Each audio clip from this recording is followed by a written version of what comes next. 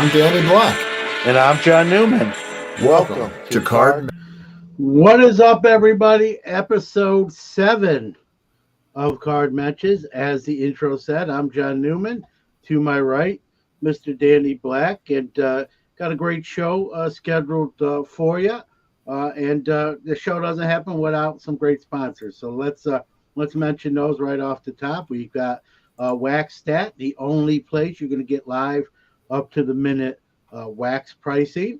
SGC, the quickest turnaround time in the game, and Center Stage HQ app, live scans and pricing and doing big things. So, Danny, we just the big topic this week, right? It's the low hanging fruit, but we got to cover because it is a big deal. A lot of news came out of it.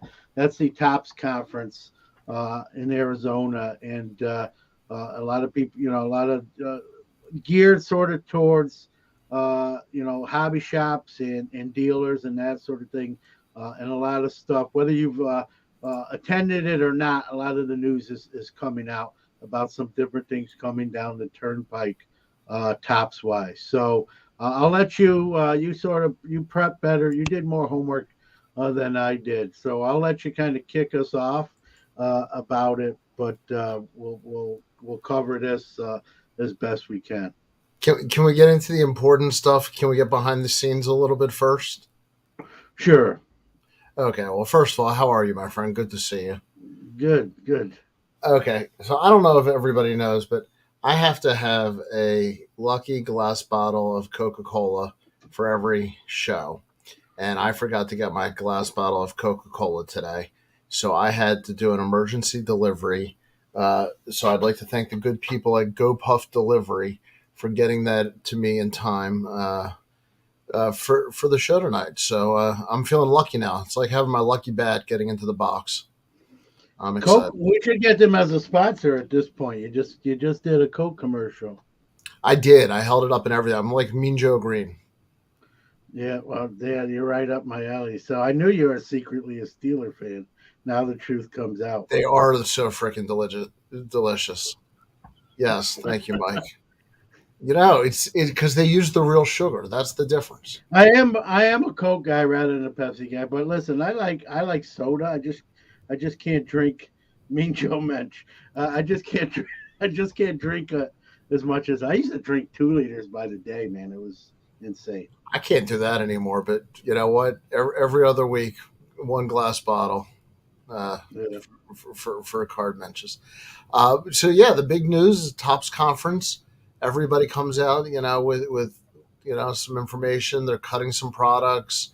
They're increasing marketing. They want to expand, the amount of collectors and the user base. And so that's all, it's all interesting. Good to hear. There's supposed to be some big announcement coming up in March. But I think you and I decided that it's how you doing, Ziggy? That it's a good time after Fanatics has sort of been almost 2 years involved now to look and say, you know what? They get a lot of criticism, but they've gotten some things right. So let's take a look at maybe some of the things that you and I think maybe they've gotten right, and maybe some of the things that we would have done maybe a little differently. But more or less, I think this is to be a little bit different and share some of the things that we've enjoyed. And this, Danny, this stuff is Fanatics' call now, right? This is, like you said, they're 2 years in. This is Fanatics' fingerprint now. This is Fanatics' blueprint. So this really is the first time I can say that this is them kind of pulling the puppet strings, right? And making some calls financially and distribution-wise and all that. So, and some of this stuff, they did get right, like the title says there. Maybe not everything, obviously, and no one's going to get everything right. But let's, I don't know, what do you want to tackle first? You want to talk about the chopping block of products? Yeah, talk about your thoughts on they went on a diet. Yeah, they're like me, not drinking as much soda like I used to do. They're cutting some products. So they published a list. It's out there in social media for the sake of time.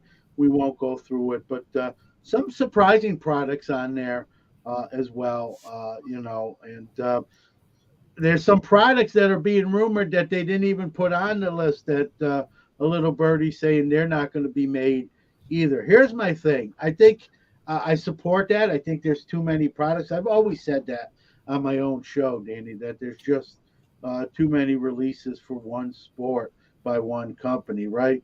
But here's the thing. They're still going to be making, what, 37 baseball products in 2023.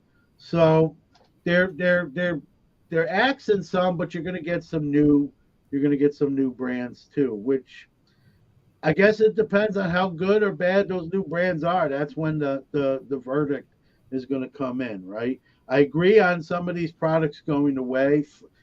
Topps Fire was kind of cool, but that maybe is a product you don't have to do every year. You just sort of do it almost like the Olympics every 4 or 5 years or something like that, special edition, right? But what are these new products that they're going to be replacing some of these chopping block products with? What are they going to be like, and are they going to be better than the products they're chopping? Because if they're not better than the products, it's like an employee, right? You get rid of an employee and you hire a new employee. If the new employee is worse or just as good as the one, you sort of tread in water. So that's really when. But I like the fact that they're not afraid to say enough's enough with some of these products. I think that's one that you and I agree on. Certain people have favorites, and you can nitpick on the exact list. But I think the idea that it had to be pared down to somewhat universally, I think has been received as pretty good news. So I think that's something we got to give them kudos for. And they didn't do it right away. Once again, I'd like to say that one of the kudos I'd like to give is it doesn't appear that there was any rash decisions, maybe other than Josh Luber. But everything else they seem to give a year or two before they made any real decisions, and now they've made the decisions to move on from some of those sets. So kudos to them on that decision. Speaking of Josh Luber, he wasn't there. I think you kind of touched on that. He was at a photo shoot wearing a Superman outfit for this special edition card that they're going to make. Yeah. No. This is how rumors get started. He's not going to leave, people. He's just going to hang around, No, they're, he.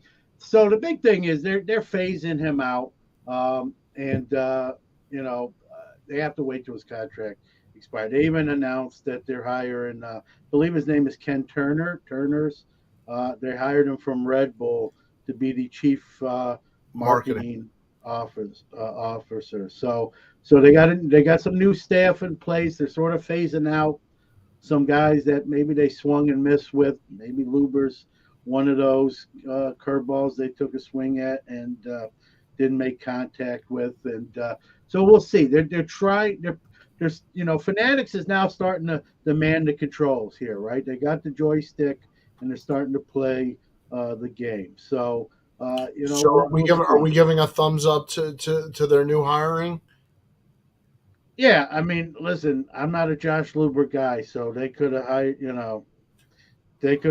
the monkey baby from that weird Doritos commercial, and I would have probably gave that a thumbs up. That's both a hilarious and very disturbing reference. Or the E-Trade baby. I heard the E-Trade baby wanted that too much money. That thing creeps the Jesus out of me. So, so one of the things that I think that I do like that they talked about at the Topps conference evidently a lot, and I got to imagine everybody in the chat feels this way, is putting an end to redemptions and getting rid of the redemption process. They seem to make that a real priority. I think as somebody who's pulled redemptions, it's exciting, and then immediately you just feel annoyed that you have to deal with it. So I think getting rid of the redemptions, if that's something they're able to pull off almost entirely, would be fantastic, I think, for collecting. And it appears that one of the things they're going to be doing, which I think is fantastic, is putting much more historic pieces of memorabilia in your chase cards. So your chase cards are not just player worn or no association. They're actually historical moments or a guy's first stolen base. They'll actually get the base and be able to cut it up and make that his card next year. So some of those things are just fascinating to me. So I'll say thumbs up on that. Yeah, and that might be some of the best news, right? Everyone's tired of, event worn or hey, he put 12 jerseys on at the same time, then took them off, and then we chopped them all up. And congratulations, here's your piece of ugly Christmas sweater, Danny. Good Yep. job. So we're getting, and that's more of a Panini thing. But Tops did a little bit of that too. So having some provenance to a jersey card. Jersey cards really have been hurt the last couple years by some of those gimmicks, right? They've sort of gotten a black eye and some of the luster, some of the bloom came off the road. It used to be fun when you open that pack, right? And it's a little extra thick, and then you see it's not the dummy card, and you got a jersey card or a patch card, and then it was event worn. The guy had it on for 6 seconds, and it sort of lost that mystique. If they can bring back some of that mystique, some of that provenance, this was worn during this game. You can look it up, see what kind of game that player had that day. You can even look up the game and watch the game, and if it's a patch card, see that patch in action. You know what I Well, mean? and not only that, and if the game was actually meant something or something cool happened to the player, even cooler. Their Yeah. debut game. There's so many things they can do because they have all the rights to all this equipment and all this memorabilia. Yeah, that I like. That I think's a step in the right direction, and that's a shot over Panini's bow, right? Listen, Yep. you want to make a jersey card on a jersey that he wore on as he got off the plane and then handed back to us.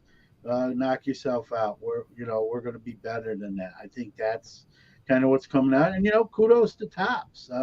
They're sending a message that they want to be better than that. That card you pull should be better than that. And so if they do that, then yeah, that's a definite thumbs up. I mean, just the fact that it's going to be more attaching to that piece of material, in that swatch. I think you got to give them credit if that's the case, right? And I think we both agree that we've never met anybody who likes redemption. So if this is two birds with one stone, kudos, to getting that right for Fanatics. I'll give them that. One of the neat things that I heard is that they're going to actually be producing a baseball kind of a retro set with Tom Brady in an Expos uniform, and it will be Brady's first baseball card, and there will be an autographed version. So this is what Fanatics is able to do with their exclusive contracts with their athletes. What do you think? A Brady baseball card? I mean, I think it's going to be an expensive card. It's got to be, just Well, knowing it. But what do you think well, personally? Well, you listen. You get an autographed Brady baseball card, right? Still a Brady autograph. So I think who knows what those go for, right? Big money. I think it's safe to say, right? The base card, right? The Brady base card. Let's call it sort of what it is, right? It's reminiscent, sort of when Upper Deck made Michael Jordan cards when he was going for it with the White Sox. Maybe even less, right? Because Jordan was actually playing minor league baseball and trying to get up to the White Sox, right? Trying to make a career. Brady is retired from football. He's not going to play baseball now. He was drafted by the Expos. So it's a little bit of a chase money grab. Am I going to be mad when I pull one out of a pack if I pull one? No. And you know what's going to happen? They're going to be even the base cards are going to go for like any new release, right? They're going to be 20, 30, $40 right Yeah, off the bat. I think my advice to you then at least. is sell it. Sell if you pull them early, sell them. Sell them while the iron's red hot. They're going to come down obviously as sort of the novelty wears off. Now the autograph cards are a Yeah. whole different. That's a whole different show. That you don't have to sell necessarily right away. But the base cards are going to go for 20, 30, $40. You get one, sell it, cash in. If you want it again, wait till they're $5 to $10 and replace the one you sold for $30 that first week, right? That's just smart on your Well, part. So, if you get that base card, it better be sold before Giselle's remarried, or you have held on to it too long. I think she's almost there, I believe. So, That's what I'm saying. uh, you know. Um, so yeah, I get it, but obviously a Brady autograph. I mean, that would be a tremendous hit. I don't care if you pull, a Brady autograph out of, whatever product, right? It's still, one of the arguably the greatest football player to ever play. It's an autograph, right? The base card of a guy in an Expos uniform from 18 years ago or whatever, how they're going to do it. It's cool, but like just it is what like know what it is, right? Know what it's about, know what it is. You get sure. You open a pack, are you gonna want to pull that card? Yeah, why wouldn't you? It's Tom Brady. Yeah, I mean, Hey Tony. I think it's not only Brady, but it's the idea that they can take athletes they work with and do creative things with them. And that's really, to me, the advantage that they are going to have over, other companies, quite frankly, is they don't have to sign just a card deal. They have an exclusive deal with these athletes that cover all of their memorabilia. And, being in Baltimore, being an Adley Rutschman fan, knowing that he's a Fanatics guy and there might be more Adley type of products out there, that's cool, and that's an option that certainly may not have existed when Topps was alone, and certainly wouldn't have existed if Panini had the license. Yeah, and Ziggy's asking, are the Brady autos confirmed? I believe they are confirmed. Now, how many? How many? I don't know. Maybe there's only 10. You know what I Yeah, mean? I don't this is know also how card many. mentions, not 60 minutes. So if we're wrong, we apologize. No, they're confirmed. I just don't know what the print run of Brady autos are going to be. Is it five? Is it 10? Is it 100?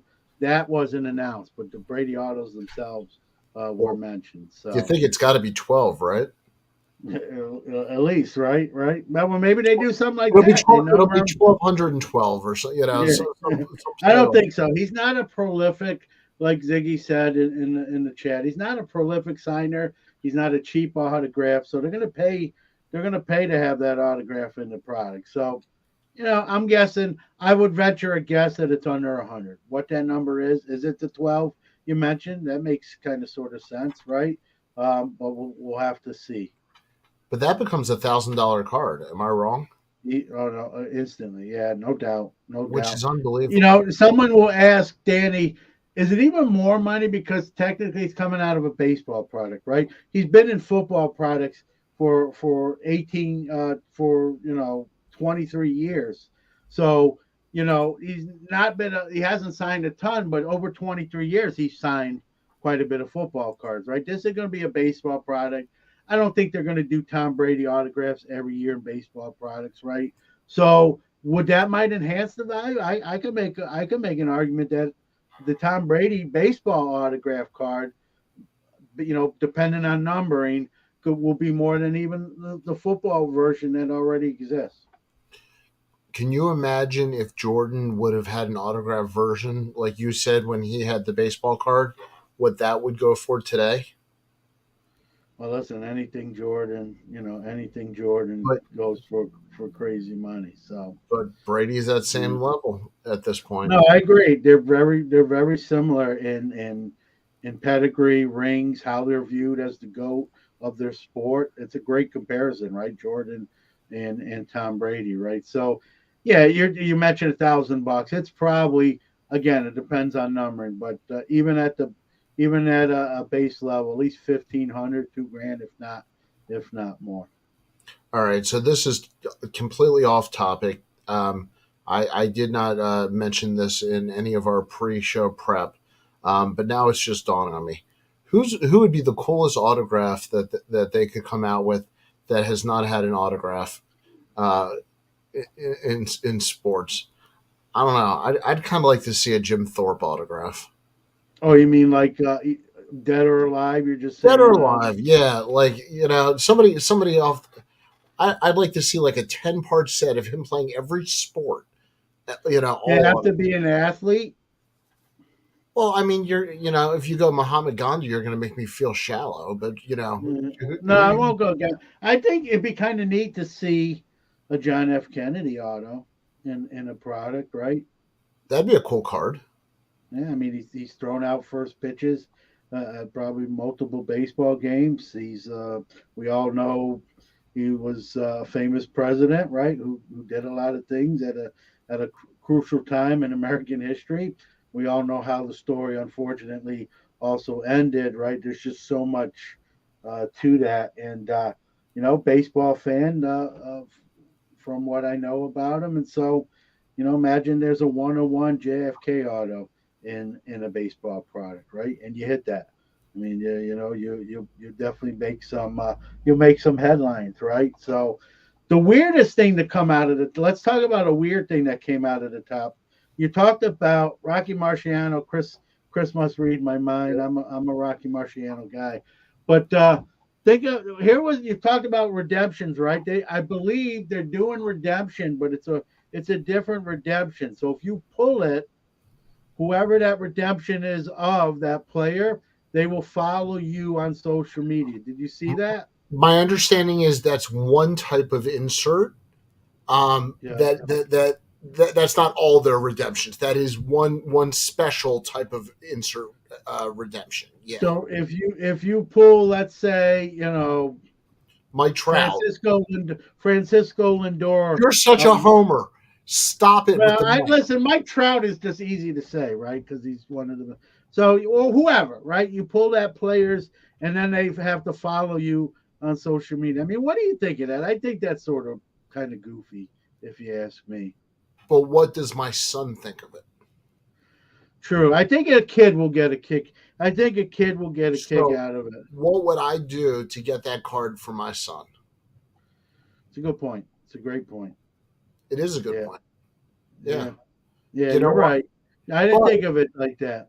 I got to imagine that's got to be very limited because otherwise, it's how many guys are they going to follow till it's obviously meaningless? And they follow, right? So they follow. You pull it, you send it in, you put the code in, they follow you, right? So Mike Trout follows you, but after that, right? What's after that it's kind of like, and how long do they have to follow you before they can unfriend you or I don't know. I unfollow you? guess you just screenshot real quick that they follow you and you have that memory forever. Yeah, that part's pretty cool. And are they going to retweet your stuff? Are they going to like your post? Like, where's the line drawn? Like, Well, that's what. Is there a second tier? We have colored parallels. Like Right. the greens are 50. Is there like with Well, this? the Is it like superfractor would be a Kardashian because that would get you the most social media publicity. So I think that would have to be your superfractor. So, like, are there different levels to this? Like the best levels, you get a follow. He retweets everything. He likes everything. He photoshops you in pictures with him, and then posts it on his timeline. Like, what levels are these? And is it just a follow? And then he's like, I pretends he don't know you anymore. Like, where's the line stop? Okay, we're joking, but here's what I think is really might be an idea, and I think this is legit. I think that they will have inserts that the insert will be for an experience. That it will be it'll be an Yeah, experiential that they're you'll gonna get do to go to that. I don't batting know. practice with your local Yeah. team or something like that. I think that's my prediction is that you'll start seeing experiences as inserts. Yeah, and Fanatics announced that when they even acquired Tops. It's one of the first things they talked about, right? And I just hope it's not like a Marshawn Lynch type of deal where, it's Wander Franco, right? Comes to practice with your little league team, and then he shows up and he's like, I'm just Right. here so I don't get like in trouble from Fanatics. If he brings candy, we can work out a deal.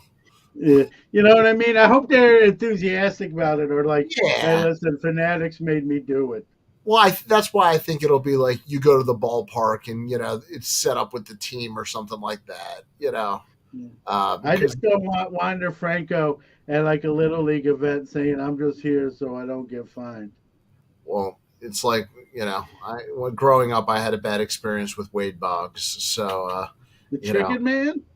Wade Boggs cussed me out as a 12-year-old. So That's nice. yes. So Well, thank you, get your Wade. Thank listen, you, Wade. get your swing right, dude. That You dude's right? one of the greatest.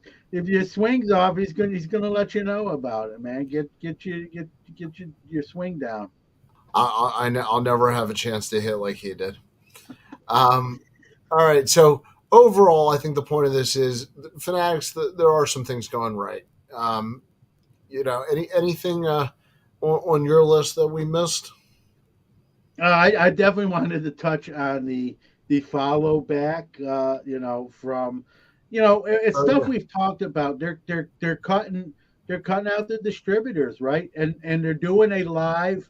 They're going to be doing a live channel, and they reiterated at this conference, Danny, that this live channel is not just about breaking boxes and packs open. There's going to be other content on that, whether it be podcasts or celebrities or the players themselves making guest appearance. I'm sure that's going to happen. But they made a point to say this channel we're doing is not just another breaking channel.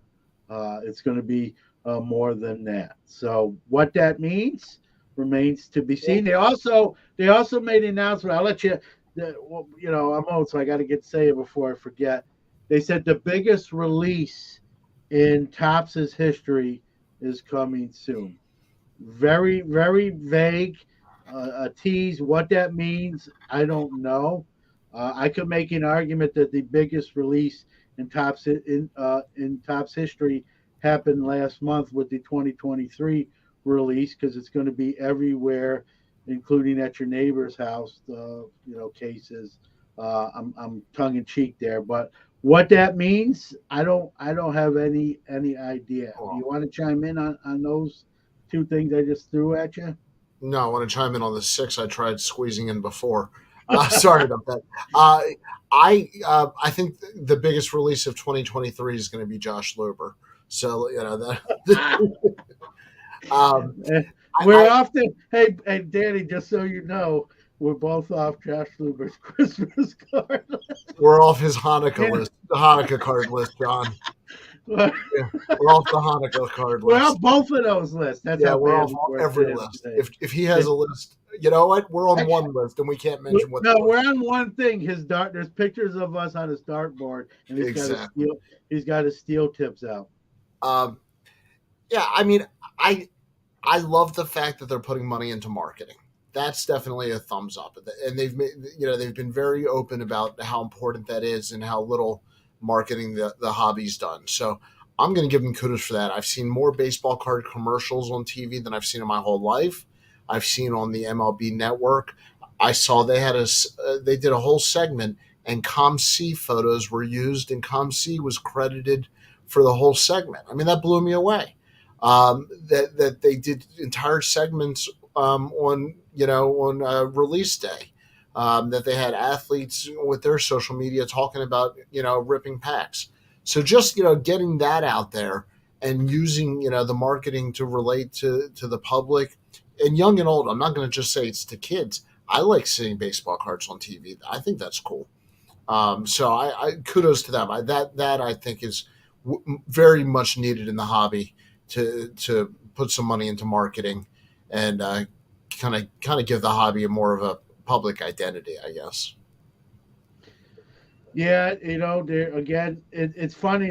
They mentioned, sort of cutting out the middleman and distributors. GTS was at the event, so read into that what you will, what you want. I don't know. Maybe they're going to keep one around, right? Or befriend one that they feel like they can trust or work with in some capacity. Or I don't know. Your guess is as good as mine there. I think it's just always awkward when you invite the ex to the wedding and she shows up. It's just that had to be an awkward couple seats together because I know there was a lot of talk about working directly with the local card shops, which is another kudos. But Yeah. the distribution, I think, uh, is multi-pronged because you and I both know for a fact that some dealers have relationships directly with Fanatics and Tops and are getting their allotments direct, and some products are still going through GTS. So I think we are seeing both. Mookie What's up? Chilson. Yeah, Yeah. as a Mets guy, I dig that Mookie Chilson. Yeah, I love a guy I put named I knew you would like that. Mookie. Um, real quick, Chris, stay tuned. Which Yeah, we're team gonna improves cover the that. MLB this year? A little sneak peek on that. Well, in a minute here. But just saying in general, I think just putting money behind the marketing. Obviously, I know it's going to help Fanatics in the long term, but it helps the whole hobby. It really does. It's a cool thing to see the athletes opening up their own cards and getting involved in breaking on release day and all those things. So that is on the thumbs up and kudos to Fanatics list.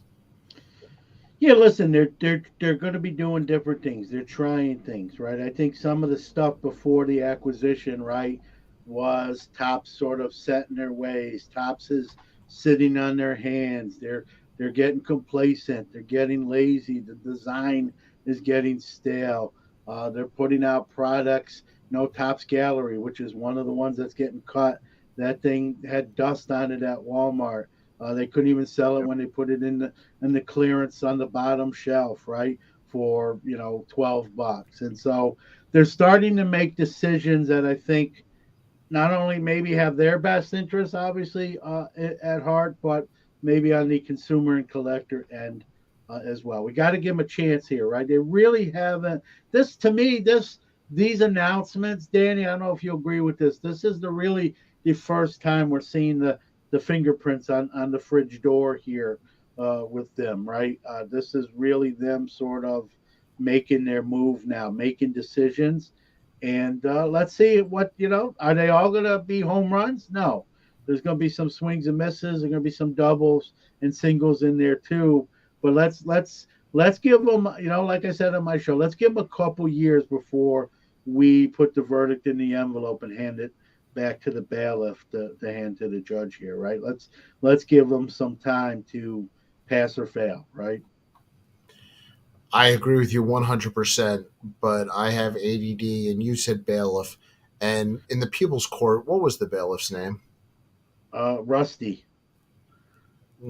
Was it I believe so. Yep. Doug Llewellyn. Doug Llewellyn Doug was Llewellyn? and Judge? I think Rusty was the bailiff. If someone knows in the chat and it's not Rusty, let us know. But I'm almost willing to bet a Billy Joel card on it. Night court was Bull. Yeah, All no, I think it's Rusty from the People's Court. right, we'll have to look into this. This is the information that people need to know. Speaking of the Billy Joel, show it off real quick. I got to give you props on this. It was Rusty. It was Rusty. Thank All you, right, so Chris. yeah. So this I just acquired. This just came in. It's graded by PSA. It's an 8. It's my favorite musician, Billy Joel. What's funny about this card, whenever I post it on social media, everyone says, oh, look, he looks like Rocky Balboa. He does look like Rocky Balboa. He does look like with the beret and the position here, but it's actually Mr. William Joe from Oyster Bay, Long Island, and a musical idol of mine. This is like, this isn't as expensive as the 48 leaf Jackie. This is like the non-sports equivalent for me, though. This is the Grail non-sports card for me. Well, in that case, I guess this is my bottle of red. There you go. Don't get me started because this could go off the rails with Billy Oh, Joel. Billy Joel song puns. You can make a whole night out of that. Yes. Yeah. All right. So first of all, just want to thank a couple of our sponsors: Waxstat.com, SGC.com, and Center Go Stage. Go Go SGC.com. SGC.com. But wanted to, more importantly, John, you wanted to talk about, I know that you're doing some subbing for them, and they've been running some specials, and I know you had a great experience this week. So before we play their commercial, I really just wanted to brag about how quick you were even caught off guard. Yeah, super fast. I sent the order on Tuesday and came today. So that's 10 days from house back to house, right? That's not even that they still that's including travel time to them. That's including travel time back to me, and then the grading in between. So 10 days from door to door, and that's just insane. That's just And that's why insane. and that's why I just wanted to take a second, because when we work with these companies, they're companies that we do like and work with, and I just thought that was incredible. So, Yep. with no further ado. Experience, quality, consistency, and the quickest turnaround times in the grading industry? We are proud to partner with SGC Grading.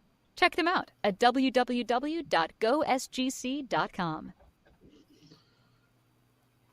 And if somebody wants to sub with you, John, you're going to be appearing next where?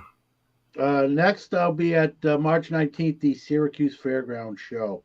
But even if you have a bunch of cards, just hit me up on social media, Sports Card Nation, and it don't have to be just at the show. So, but I have a table just for them at the show, taking in subs. But I can take in bulk subs off show campus as well. So either or. All right, fantastic. And guys, this is the part that I'm always leery. So we're going to play our official disclaimer. Welcome to the failure segment, where John and Danny share their picks sure to go wrong. And where I always where I always say, listen, don't listen to what we say, and we're not responsible for your losses. But if you take something we say and win, I'll mail you my address or my PayPal email, and take care of business. I mean, I have such Jewish guilt giving picks. If I get them wrong, I will personally call and apologize. So, but that being said, we're both baseball fans. Spring training, I can't believe it is underway. I've actually been able to listen to internet radio and catch some of the games in early spring training. So looking a little bit ahead this year, let's start in the American League and taking the odds from BetMGM here. And I just pulled the top couple favorites in the American League. And let's get each of our picks here to win the American League. The Astros are at plus 300, Yankees plus 350, Blue Jays plus 700, and the Mariners at plus 800, which surprised me that they were the fourth best odds. So what catches your attention there in the American League? Yeah, I second that on the Mariners, man. They're really buying into the Mariners, and maybe they're right. Maybe it's going to be Julio Rodriguez second year. They got a couple new acquisitions. Their pitching staff's actually better than people think. The Blue Jays are very young and talented. The Yankees are the Yankees, right? I'm going to go chalk here in the American League, and I don't root for them, but they're just a great team, the Astros, right? And what did they do in the offseason? They add Jose Abreu, so to that lineup, right, and get the Jordan Alvarez's and the Alex Bregman even more protection. So it's hard to pick against the Astros. I'd be shocked if the Astros are not in the AL Championship Series against who knows, one of these other teams maybe on the screen or someone else even not listed. But I think it would be a major upset if the Astros weren't in that, series to go to the World Series. So they're loaded. I know Verlander's now we're met, but they have some great pitching still. They have some young pitching that will come up and take Verlander's spot in the rotation. So I'm not rooting for the Astros. You asked, this is a question where we answer it honestly, right? This is where I sort of hope I'm wrong, but I'm going to take the Astros here. Well, I can certainly understand. I mean, it's why they're the favorite. I mean, you don't need to really explain why the favorite is the favorite.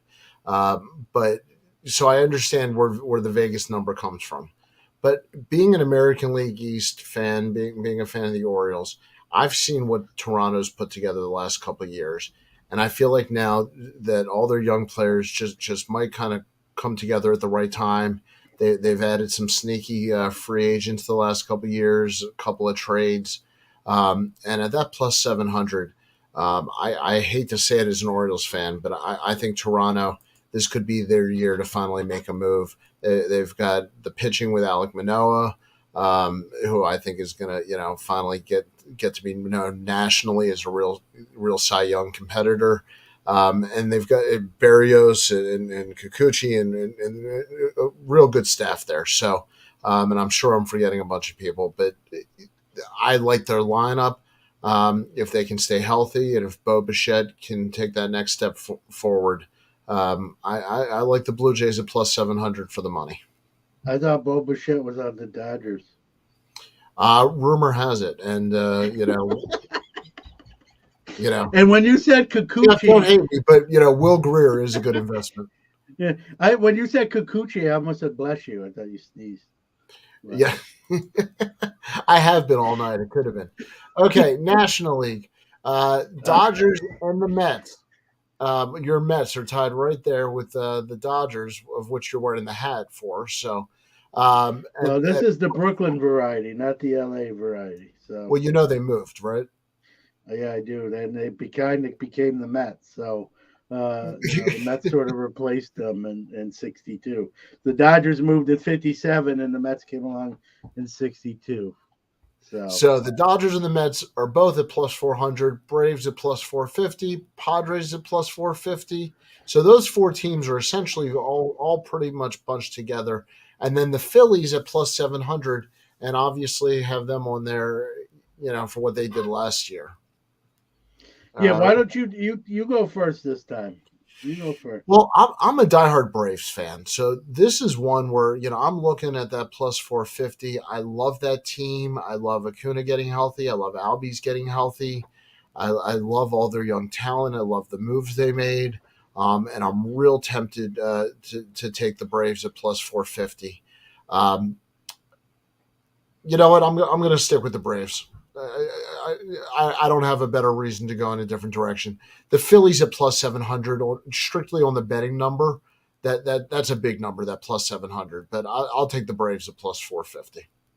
All right, so this is where I have to announce after that you picked the Braves. This will be the last card Mensches. We're going to end the series at number 7. No, I'm just kidding. It's a kid. That's a joke. I'm just kidding. You had to do that. Listen, before I make my pick, I will say this. What you're picking the Braves, there's a little trouble in paradise with Acuna and the front office brass there. They've talked. I've even heard reportedly the Braves brass wouldn't be opposed the trading Acuna within the division. I think there's a little smoke. There's a little fire there because there's smoke there. I know he's not the best shortstop in the game, but Dansby Swanson was sort of a glue guy. He's moved on to Chicago. Their Braves are going to be good. I'm not saying the Braves are going to be good. I just don't see them, coming out of the National League and being in the World Series. I think there's some blood in the water there. The Padres are an interesting team. They're loaded and they're pitching. They're another staff whose pitching people sleep on. Tatis is going to be back. I'm assuming not doing anything illegally. If he can be a good teammate, I heard, he's not so liked in the locker room, but if he can make amends and everyone can get on the same page, I don't want to come a dark horse because they're only at plus 450 here, but they could be. I might rank them even ahead of a Dodger team that's getting a little bit older. Trey Turner went to the Phillies.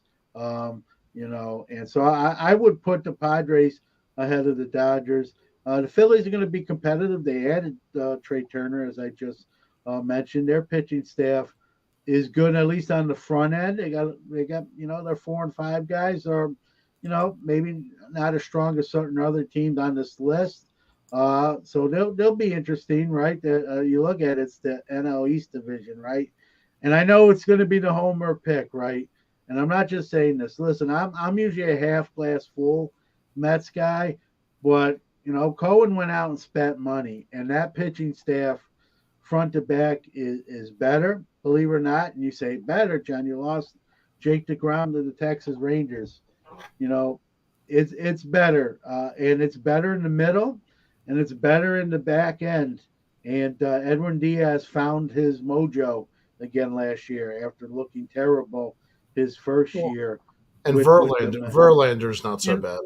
yeah, when you replace when Degrom leaves and your replacement is Verlander, you're doing okay. So, there's no excuses. I mean, as a Mets fan, there's no excuses. They have, I believe, the highest payroll in baseball. Their lineup is pretty formidable. I wish they got one more outfielder, one more bigger named outfielder than they did.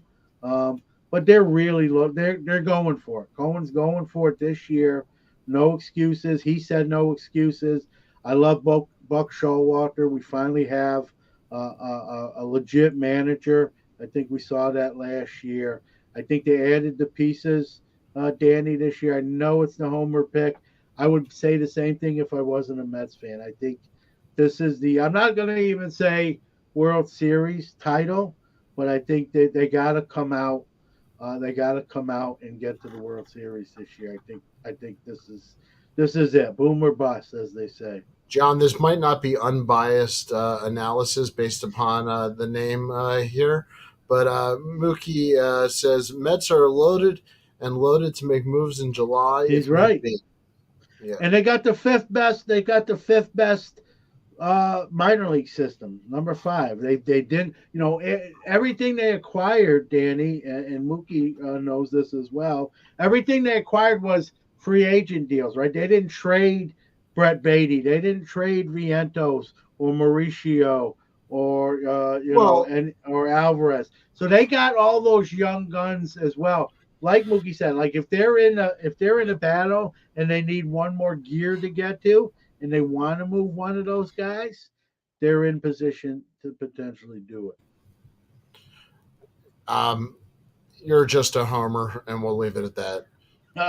So Well, we're far, gonna find out. We're gonna we have find out. we have 7 episodes of Card Mensches, and if you go through our history right now, we've done Greg Jeffries, why the Mets are going to win the American League, The and National League. There's no way they win. National There's League. no Right. way. I will say this. There's no way the Mets win the American League this year or Well, any year. right, and Josh Luber may not invite us over, but Steve Cohen Yeah, no. may be inviting Newman over. So you never know. I'll be there with bells on. I Send the once again, the bells are the wrong holiday. yeah, send the plane, Steven. Yeah, send the plane. Right. That's the only I'll way be you on can. tell me what time to be on the tarmac. I'll be coming over. All right, my friend. Well, it was fun. It went too quick as always. It does go quick. Any final words?